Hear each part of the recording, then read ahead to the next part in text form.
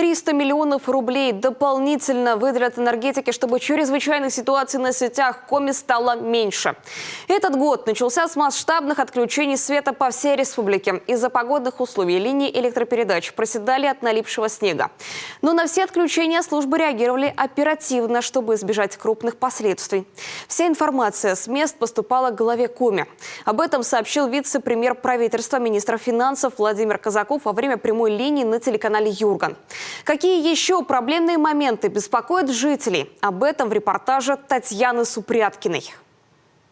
Нынешние новогодние каникулы запомнятся погодными аномалиями. То оттепель, то трескучие морозы. С начала года начались повсеместные отключения света. Жалобы появлялись в социальных сетях почти со всех северных районов. У нас в этом году какая-то аномальная зона произошла над Коми. У нас одновременно и морозы, и изморозь, и потом резкая оттепель, потом снова морозы.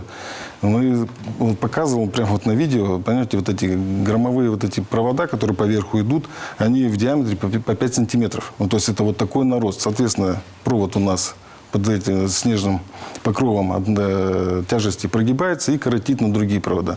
Поэтому было принято решение. То есть, во-первых, соответственно, где у нас по самому проблемному участку, это вот село Дутово, то есть предпринять здесь некоторые меры по, так скажем, ну, не ликвидации, наверное, а убиранию, наверное, вот этих проводов, которые могли бы послужить очередной причиной. Во-вторых, обязательно необходимость там была наличие дополнительных у нас бесперебойных источников питания, РИСЭ, которые могут в случае чего моментально быть запитаны и подпитывать в том числе и электроэнергию в необходимом поселке. Причем ранее проблемными местами считались южные районы, где самые частые погодные изменения. Туда и шли инвестиционные вложения. Теперь мы поняли, что, так скажем, направляя все деньги в одно место, да, мы забываем о остальных.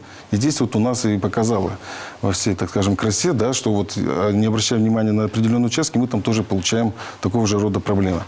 Поэтому будет краткосрочная программа, срочная, она порядка 300 миллионов, там будет техника закуплена соответствующая, потому что, как мне вот Дмитрий Валерьевич объяснял, что там, где они под Дутово находились, там даже вездеходы вязли, и от такого мороза там доходил до минус 47-49. То есть даже невозможно было позвонить по спутниковой связи, то есть даже телефоны не работали. Вот такая ситуация там была. Поэтому они всю технику закупят, я думаю, обеспечат. Ну и, соответственно, мы со своей стороны тоже в Минэнерго России направим о том, что они увеличили инвестиционную программу Россетей, это как от лица республики. С этого года в России медики первичного звена будут получать дополнительные выплаты. Как республика готова к новым обязательствам, интересуются врачи из районных больниц. Всем сотрудникам первичного звена здравоохранения, да, действительно предусмотрены выплаты. Сколько помню, где-то они разнятся у нас от 4,5 до 18 тысяч, в зависимости от, соответственно, должности, квалификации. Эти денежные средства выплачиваются из федерального бюджета. Они будут через фонд обязательного медицинского страхования перечисляться в новый фонд, который образован с нового года. Это фонд пенсионного и социального страхования. И уже этот фонд будут администрировать. И, соответственно, я так понимаю, что в заявительном порядке они уже будут перечислять. То есть здесь все движения денежных средств происходят помимо республиканского бюджета.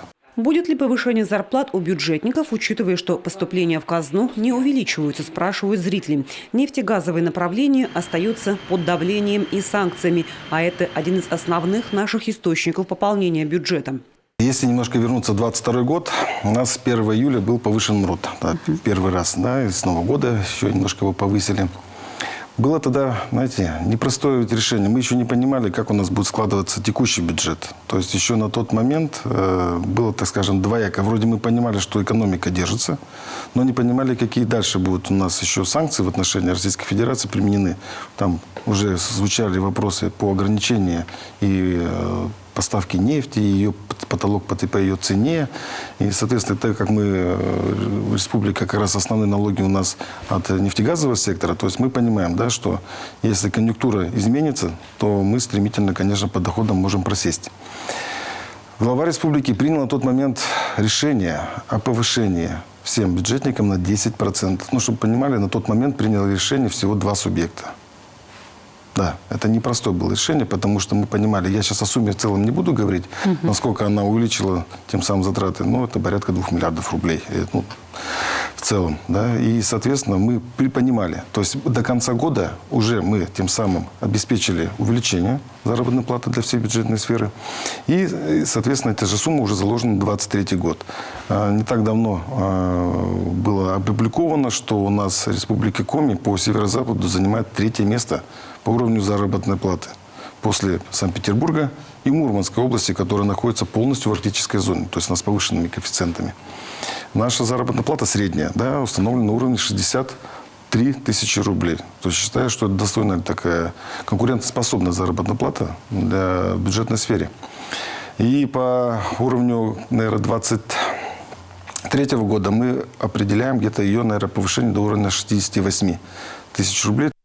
Народный бюджет стал для муниципалитетов настоящим спасением. За несколько лет на дополнительные средства сделано столько на местах, что десятилетиями не решалось.